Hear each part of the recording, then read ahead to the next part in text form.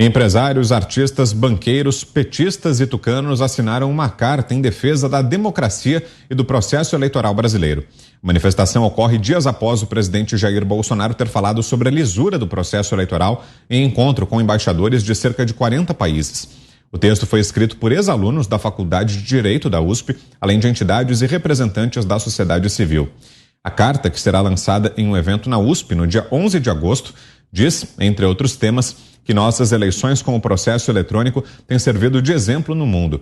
Referindo-se às eleições, o documento diz que, ao invés de uma festa cívica, estamos passando por um momento de imenso perigo para a normalidade democrática. Pessoas como Chico Buarque, Walter Casagrande, Fábio Barbosa, Carlos Aires Brito, Celso de Mello, Pércio Arida, Pedro Moreira Salles, Natália Dias, Raí e Arnaldo Antunes assinam a carta. Agora há pouco, durante participação da Convenção do Progressistas, nesta quarta-feira, o presidente rebateu e disse que sua ala não precisa de cartinha para defender a democracia e cumprir a Constituição. Todos têm espaço nesse Brasil. Vivemos num país democrático, defendemos a democracia, não precisamos de nenhuma cartinha para falar que defendemos a democracia, que queremos cada vez mais nós cumprir e respeitar a Constituição. Não precisamos, então, de apoio ou sinalização de quem quer que seja para mostrar que o nosso caminho é a democracia, é a liberdade, é o respeito à Constituição. José Maria Trindade, e aí, Zé, o que achou dessa resposta do presidente Bolsonaro e também das falas que trouxemos antes do ex-presidente Lula em relação a essa possibilidade de ataques à democracia, Zé? Pois é, olha, Vitor, o presidente Jair Bolsonaro fala com razão. Veja bem, se existe uma liberdade, não há por que pedir liberdade. Só se roga por liberdade quem está sendo preso, né? Então, essa história de manifestos, cartas, na verdade é uma tentativa de recriar o clima de carta aos brasileiros. Seria uma espécie de tentativa do Lula de criar a Carta aos Brasileiros 2. E veja bem, há uma articulação no sentido de fazer essa tal Carta 2, que seria uma tentativa de unir isso de forma suprapartidária, uma garantia de que Lula não vai levar o Brasil ao comunismo. E quem vai garantir isso? Na verdade, isto aí é campanha política. O que eles estão fazendo é uma tentativa de amedrontar o país e dizer o seguinte, que nós estamos prestes a uma ruptura constitucional. E quem faria essa ruptura? Um presidente que fala a todo instante em liberdade, liberdade de imprensa e a liberdade nossa de cada dia, né? Então, é uma incoerência nisso aí. Essas cartas e tudo isso aí é um discurso político no sentido de que nós estamos lutando contra a ditadura. Que ditadura?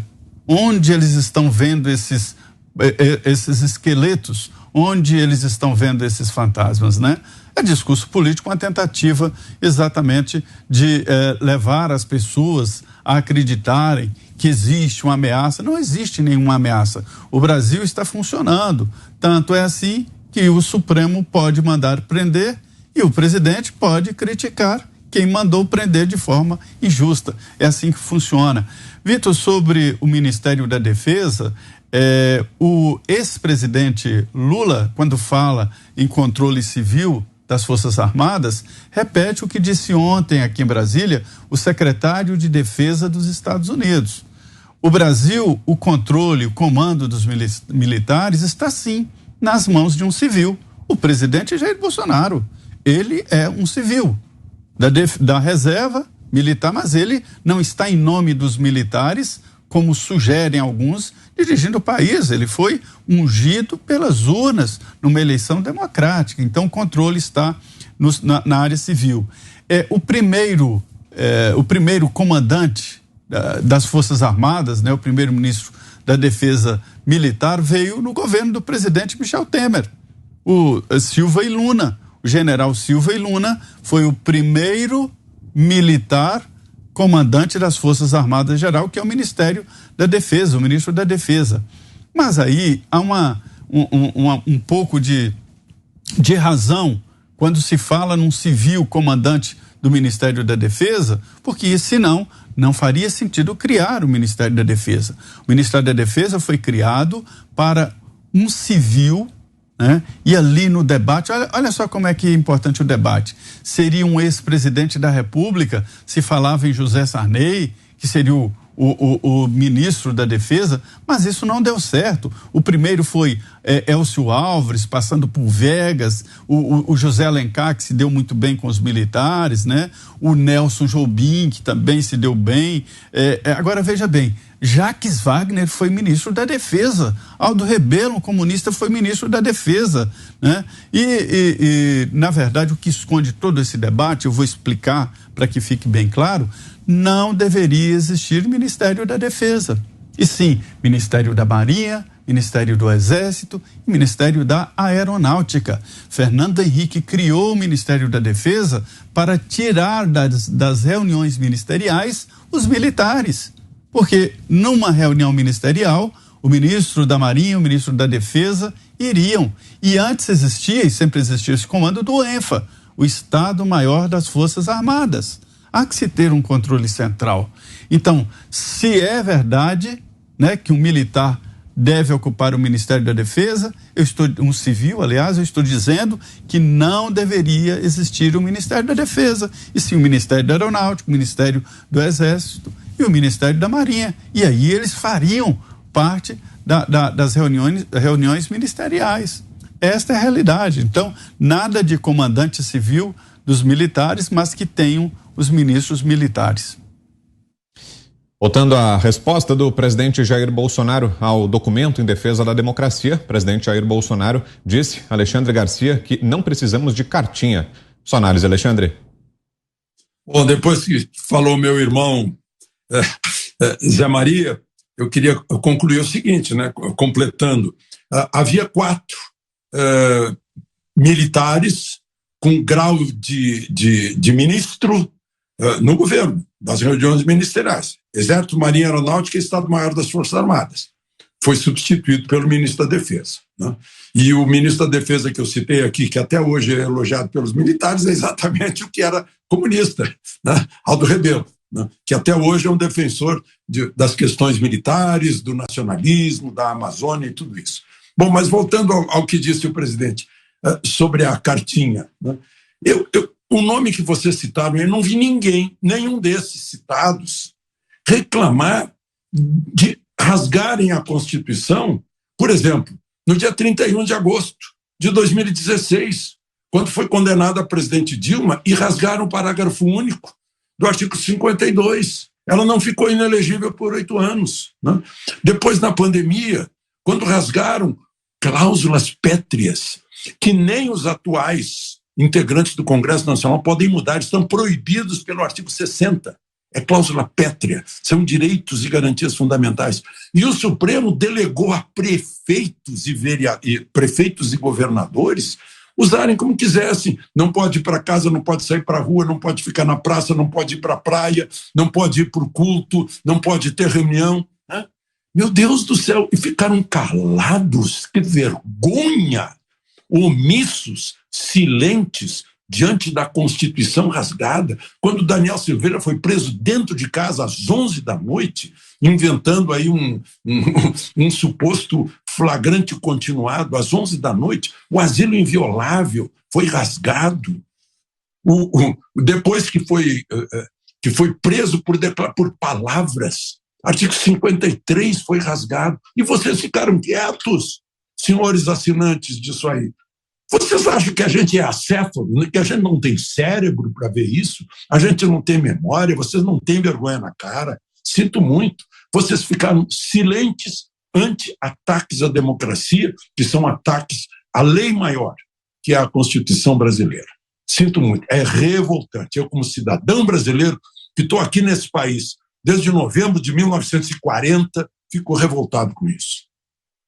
Augusto.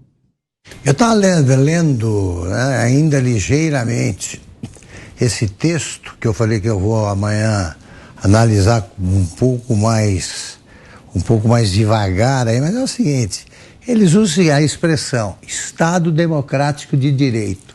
Se é Estado de Direito, é necessariamente democrático. Eles começam sempre, brasileiros e brasileiras. Brasileiro já abrange isso aí, né? Só essa turma que está preocupada com a... Como é que é o... Linguagem neutra? Linguagem neutra é que pensa numa coisa dessa. Aí eles começam a errar. Botam uma crase aqui. As brasileiras e brasileiros. Não pode, tem que botar o aos. Juntam expressões que não conversam entre si. Então, aí são juristas. Juristas. E o Celso de Mello que vai ler isso aí. Então é o seguinte, os caras não sabem escrever, ainda aí o Celso de Mello vai ler isso aqui, esquecido de que essa turma em torno da qual eles vão se unir, pessoal, precisamos esquecer pequenas diferenças. Nessa hora eles vão se unir em torno de um ladrão, que segundo o Celso de Mello tinha um projeto criminoso de poder. É coerente, né? Pavão de Tatuí. 1 minuto e meio, Ana. Boa noite, querido Alexandre Garcia. Olha, o presidente Bolsonaro toca num ponto muito importante desse debate, né, quando ele diz não precisamos de cartinha em favor da democracia, porque quem precisa dessas cartinhas, né, em 2018 também tivemos a cartinha, alguns atletas assinaram, cantores, artistas, né? Precisamos salvar a democracia, e é a mesma ladainha, né? As platitudes todas aí, a retórica chamuscada aí de rede social, porque quem não tem proposta de governo, proposta decente, precisa de cartinha, precisa de palanque político travestido de CPI, travestido de preocupação com a saúde dos brasileiros. Quem não tem proposta precisa de suásticas falsas, né? Lembram dela? Quem não tem proposta precisa de cartinha de falácias aí que são empurradas diariamente pela velha imprensa. Então é isso. É por isso que eles precisam cercear o debate, que eles precisam censurar as redes, colocar projetos de lei que coloquem a mordaça na população, porque eles não têm propostas decentes, propostas aí, não têm argumentos, não têm propostas decentes para o real progresso do país, né, a independência social, econômica e intelectual do cidadão. Acho que o maior pesadelo dessa gente que fica escrevendo cartinha, né, e dizendo que o presidente é genocida, é fascista, isso é um tremendo desrespeito às reais vítimas, né, da história desses regimes totalitários, é porque essa gente não tem argumento, essa gente tem pavor. O pior pesadelo é o brasileiro, o cidadão com independência intelectual. E o brasileiro está nesse caminho da independência intelectual, como o presidente Bolsonaro mencionou no discurso dele no domingo, né? Nós queremos tirar o Estado da vida de vocês, das costas de vocês. E não pode. Para essa gente que fica preocupada em escrever cartinha, é escrever cartinha para mostrar uma falsa tolerância e uma falsa preocupação, quando na verdade querem o povo de joelhos, com um Estado grande, inchado e tomando conta de todos os setores da vida do brasileiro. 1 minuto e meio, Fiuza. Olha, boa noite, Alexandre Garcia. Esses personagens, eles estavam loucos para o presidente mandar prender o cineasta que fez um filme simulando o assassinato dele. Um negócio de enorme gravidade, porque isso é uma incitação, isso é um ataque à instituição da presidência da República. Então, esses falsos libertários, eles sonham todas as noites que o Bolsonaro mande prender. Só que quem manda prender é o STF, o Bolsonaro não mandou prender ninguém. Né? A gente tem uma análise fria aqui, a gente critica o que está errado, mas a gente pergunta a esses personagens onde estão os atos antidemocráticos do governo federal? Onde estão? Onde está a falta de liberdade? Reformas negociadas com o parlamento? Eu quero lembrar que boa parte desses signatários aí estava assinando manifesto, me engana que eu gosto, em favor da Dilma Rousseff, dizendo que o impeachment, o processo de impeachment era golpe. Olha a noção de golpe que esses personagens têm. Agora, tem uma mudança aí, eu acho que tem mais banqueiro. Nessa lista aí tem mais banqueiro. Eu lembro, por exemplo, da leitura do Vitor, do nome do Pércio Arida. Eu fico perguntando, Pércio Arida, um dos autores do Plano Real, está assinando esse manifesto de mentira, fingindo que o presidente da República prepara um golpe. Senhor Pércio Arida, a pergunta é a seguinte: o que o senhor tem contra o aprimoramento da segurança eleitoral? O que o senhor tem contra o aumento da transparência do processo eleitoral, que foram as coisas que eu acho que o presidente, alguns dos seus apoiadores pediram? E o que o senhor acha de um Supremo Tribunal Federal fazendo política e não permitindo, por exemplo, acesso de advogados a processos? O senhor Pércio Arida acha que isso é democracia? Acha que isso é exemplo de democracia? Então, evidentemente que é um ajuntamento aí de gente que não quer mais democracia. Vamos falar a verdade, vocês não querem mais esse negócio do povo ir para a rua numerosamente e votar em massa em alguém que ele quer que o represente. Vocês não gostam mais disso. Vocês sonham com a democracia de gabinete, com as facilidades, com as fundações, com as big isso e as big aquilo. É nisso que vocês estão, com isso que vocês estão sonhando. E a população está vendo, está enxergando o movimento de cada um de vocês.